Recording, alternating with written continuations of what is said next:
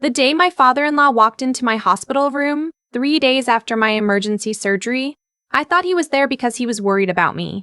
He had a bouquet of white lilies in one hand and a manila envelope in the other. He set the flowers on the windowsill without looking at me. Then he pulled a chair close to my bed and placed the envelope on my blanket like it was a business transaction.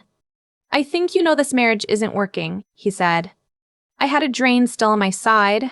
I hadn't slept more than 2 hours at a stretch in 4 days. My husband, his son, hadn't visited once since they wheeled me out of recovery.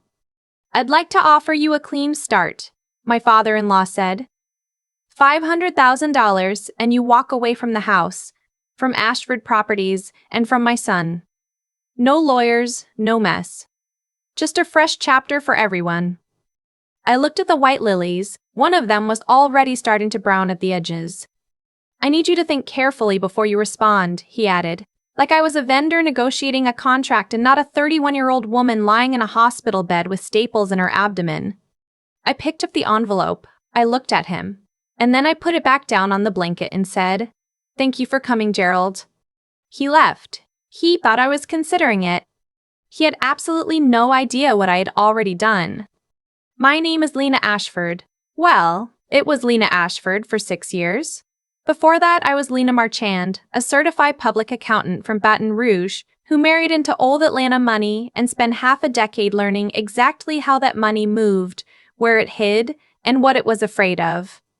I met my husband, Ashton, at a firm event. He was charming the way certain men from wealthy families are charming, effortlessly, like it cost him nothing, because it never had.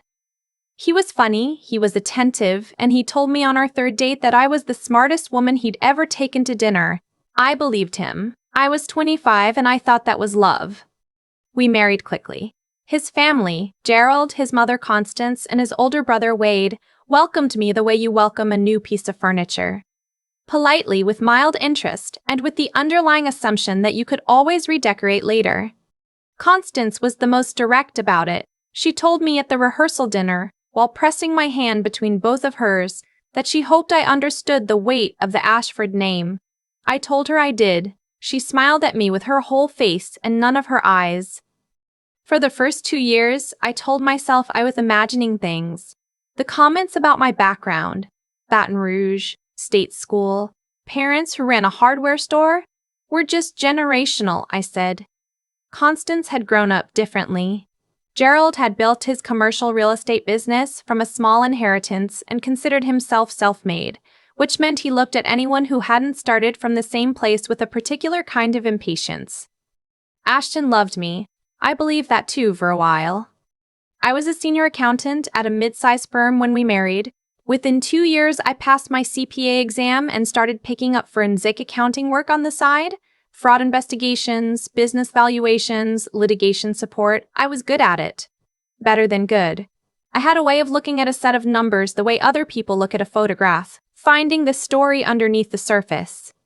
Ashton thought it was cute. "My wife, the numbers detective," he'd say at dinner parties, and people would laugh, and I would smile, and I would notice that he never said it like he was proud. By year 4, I had built enough of a client base that I went independent. Ashton supported it in the way he supported most things. He said the right words and then forgot the conversation had happened. What he did not know, because I had stopped sharing the details of my work with him somewhere around year 3, was that one of my clients was a private equity firm that had been quietly evaluating Ashford Properties for a potential acquisition. I want to be clear, I did not take that engagement to spy on my husband's family. I took it because it was good work and it paid well. But when the numbers came across my desk, I understood things about the Ashford family finances that Ashton himself probably didn't fully grasp. Ashford Properties was not as healthy as it looked. Gerald had leveraged the portfolio aggressively in 2019, and the commercial market had not recovered the way he'd projected. 2 of the flagship properties in Midtown were bleeding occupancy. The management company he'd spun up to handle the portfolio had been quietly funneling fees back to a holding entity that only Gerald and Wade were named in. Ashton was a 30% stakeholder in Ashford Properties. He had been for 8 years. He had no idea his father and brother had been diluting the value of that stake through the fee structure for at least 4 years. I kept that information to myself for a while. I filed what I needed to file for my client.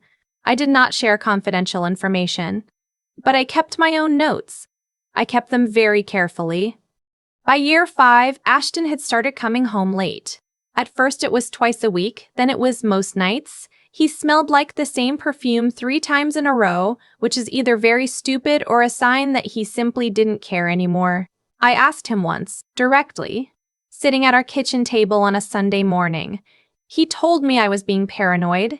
He said it with such confidence that for a moment I almost believed him. That was when I understood something about my husband that I hadn't fully faced before.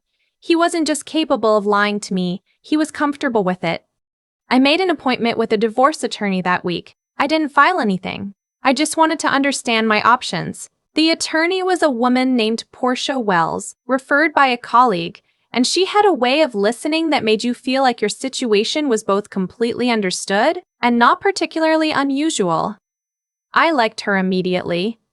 Portia walked me through what discovery would look like, what a forensic accountant would do to evaluate Ashton's stake in Ashford Properties, what the contested asset picture might look like. I smiled when she mentioned the forensic accountant part. I told her I had that covered. I went home. I did not tell Ashton anything. I went back to work. In February of last year, I had a routine procedure scheduled, laparoscopic surgery to address some recurring pain I'd been ignoring for too long. The surgical center was 40 minutes from our house.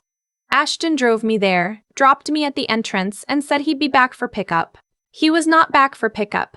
I sat in the discharge waiting area for 2 hours before I called my sister-in-law, Ashton's younger sister, who had been the only member of his family I genuinely liked. Her name was Faye. She picked up on the second ring. "He's not here," I said. There was a pause. "I know," she said. "I'm so sorry, Lena. I'll come get you." Faye and I had developed the kind of closeness that happens sometimes between women who are both on the outside of something. She was the youngest, the only daughter, and had always been treated as an afterthought by Gerald and Constance in the way that daughters often are in families built around a dynasty they plan to hand to their sons. She had her own frustrations with her family. She had never been cruel to me.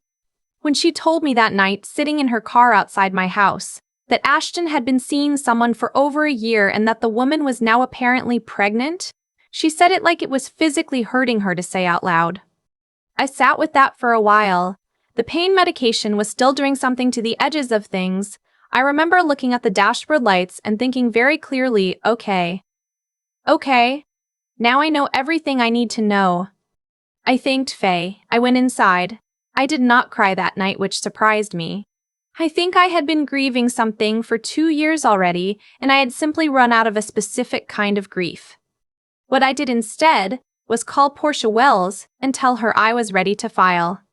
The surgery had complications. I was back in the hospital 3 days later with an infection, which is how I ended up in that room when Gerald walked in with his manila envelope and his Browning lilies and his $500,000 offer. What Gerald didn't know, and what Ashton didn't know, and what Constance certainly didn't know, was that Portia had already filed that morning. They also didn't know that I had spent the prior 6 weeks completing a full valuation of Ashford Properties, not as a contractor for anyone else, just for myself, using public records, SEC filings, the documents I'd been gathering quietly for 2 years, and a very detailed reconstruction of the fee-stripping arrangement between Gerald, Wade, and the holding entity. The valuation placed Ashton's true economic stake, before the fee dilution, at approximately $4.3 million. After the dilution, the family's internal accounting showed it at just under $900,000. The difference was not a rounding error. I had also, in the weeks before my surgery, begun a conversation with the same private equity firm I had worked with 2 years prior. They were still interested in Ashford Properties, and they were very interested in the fee structure I had documented, not because it was a deal breaker, but because it gave them significant leverage in a negotiation. I did not sell that information. I want to be clear about that. I simply made clear to the firm that if they moved forward with an acquisition, the valuation should reflect the actual economic picture and not the managed version Gerald had been presenting. They agreed. I was compensated appropriately for a consultation. Everything was legal. Portia had reviewed every step. When Gerald called me the day after his hospital visit, I had not called him back. I had been waiting. He was considerably less composed than he'd been with the Lilies. "I understand you filed papers," he said. "I have," I said. "That was a mistake." "I disagree." "Lena." His voice dropped into that register menus when they're trying to sound reasonable while issuing a threat. "You need to think about what you're doing. You've been part of this family for 6 years. We've been generous with you. A trial is going to be ugly for everyone, and Ashton's attorney is going to establish that your contributions to the marital estate were."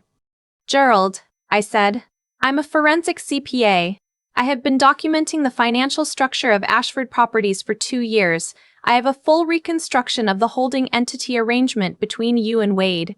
I have Ashton's actual stake value before and after the fee dilution, and I have retained a litigation support firm to serve as expert witnesses." The line was quiet for a moment. "I would strongly suggest," I continued, "that Ashton's attorney and yours have a conversation with Portia before this goes to discovery, because what comes out in discovery is going to be significantly more uncomfortable for your family than anything I'm asking for in this petition." I wasn't asking for revenge. I want to be honest about that. I was asking for what was fair, which was 30% of Ashton's actual stake, not the diluted version, plus the house, which was in both our names, plus a fair division of our joint accounts. I was not asking anyone to go to prison. I was not going to the IRS. I was asking for what the map said I was entitled to. Ashton's attorney called Portia the next day. The negotiation took 11 weeks. It was not pleasant. Constance called me twice during that period.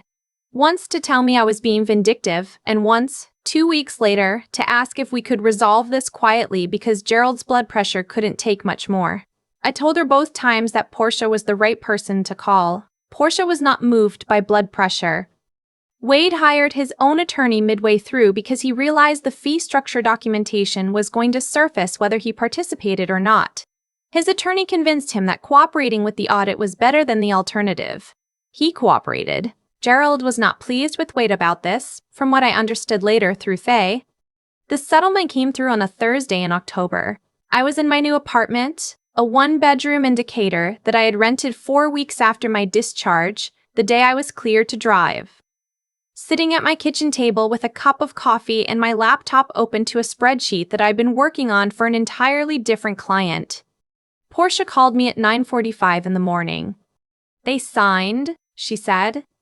"The house would go to market and we'd split proceeds. The joint accounts were divided as filed, and Ashton's stake, valued at $4.3 million as I had documented, was divided at 30%, which came to just under $1.3 million, to be paid out through the acquisition proceeds once the private equity deal closed, which it did, 6 months later. I did not dance around my apartment. I did not feel triumphant. I sat with my coffee and felt something I can only describe as a kind of settling, the way a building stops swaying after a long wind. It was over. The thing I had been quietly preparing for while still hoping I wouldn't need to was over. Faye texted me that afternoon. She said, "I heard. I'm so glad. Are you okay?" I told her I was. I told her I'd like to get dinner sometime, that I hoped the family stuff didn't change things between us. She wrote back 3 words. "Nothing changes this." We had dinner 2 weeks later. We've had dinner most months since. There's one thing I've thought about often since all of this ended. The moment in the hospital when Gerald set that envelope on my blanket and waited for me to open it, he looked at me like a man who expected gratitude. Like he was doing me a favor by putting a number on what I was worth to his family and giving me the chance to cash out cleanly. He had spent 6 years watching me work, watching me build something real, and his instinct when everything broke was still to treat me like someone who could be managed with money. What he didn't understand, what none of them understood, is that I had already done the math. I had been doing the math for 2 years. The envelope was never going to be enough, not because I was greedy, but because it reflected a number he invented and not the one that was actually true. And I was, above everything else, a person who needed the numbers to be true. The lilies were dead by the time a nurse took them away. I don't know if Gerald noticed. I moved back to Louisiana 8 months after the settlement. I work remotely now, running my own practice, and I have more clients than I can comfortably handle, which is a good problem. My parents are 20 minutes away. My mother made me red beans and rice the first Sunday I was back, and I sat at her kitchen table and ate 2 bowls and didn't think about Atlanta once. Sometimes people ask me if I'm bitter. I tell them no, and I mean it. Bitter would mean I'm still looking backward. I did what I needed to do, I did it carefully, and I walked away with what was mine. That feels less like bitterness and more like finishing a very long audit and closing the file. I keep coming back to that moment with the envelope on the hospital blanket. Gerald sitting there with his hands folded, waiting. He had done the math on what he thought I was worth and put it in writing, and he genuinely believed that was a generous thing to do. That's the part that stayed with me longest. Not the anger of it, but the confidence. He had never once considered that I might have done my own math first. What I've learned, and what I think about now living 20 minutes from my parents and eating red beans and rice on Sunday mornings, is that the people who try to manage you with money are usually afraid of something specific. Gerald wasn't cruel for the sake of it. He was afraid of what a fair accounting would reveal, and that fear, the fear of being seen clearly, makes people reach for shortcuts, an envelope, a number, a transaction dressed up as a favor. I don't think what happened to me was unusual.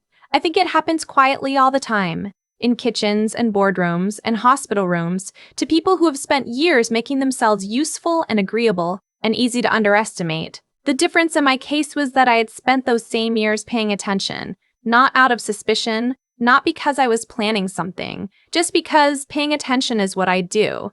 It's how I'm wired.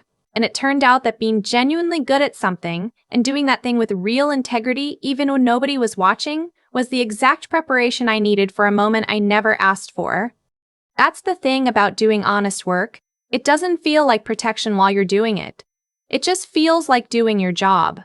But it compounds. Every accurate valuation, every careful document, every time I filed what needed to be filed and noted what needed to be noted, none of it was strategic in the moment.